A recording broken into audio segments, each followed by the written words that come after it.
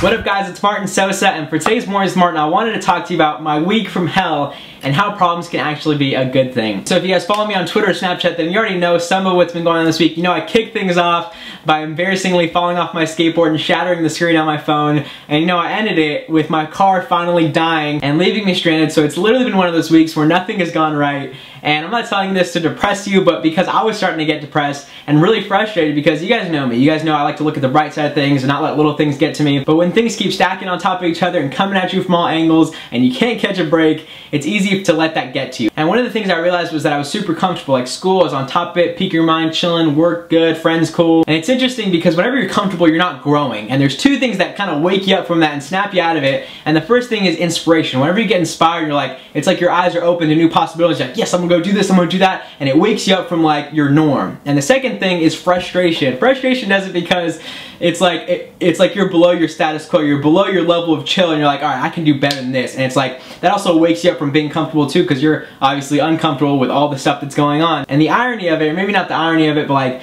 the coincidence of it, was that I came across a story this week of this dude who went from like complete poverty, living on food stamps, to graduating from Yale. And this is a great thing to do whenever you're feeling frustrated with life, is to find someone who has it worse than you, or who has had it worse than you, because it just puts everything in perspective. And you start to see your stuff and you say, okay, it's really not that bad, and maybe something good can come from this. And honestly, in that moment, I could use a little inspiration, so I was like, all right, bro, enlighten me. And I started to read his story, and he was talking about how in the midst of his temptation and like struggling with stuff, and everything around him telling him he couldn't succeed, he woke up every morning and asked himself two questions. What kind of life do I want? And is what I'm doing today gonna get me closer to that? And so after reading that article, I was like, oh, bro, you cut me deep. Like, it hit something within me. And now I had the frustration and the inspiration. And I started to wake up to this idea that maybe problems aren't such a bad thing. Like, maybe problems are actually a gift in our lives. And I know it doesn't seem like that, because they honestly suck to deal with, especially after a week like that, especially when you fix your car again and again, and it keeps breaking down again and again until it just dies on you. And you're like, really? Like, this is a gift? Like,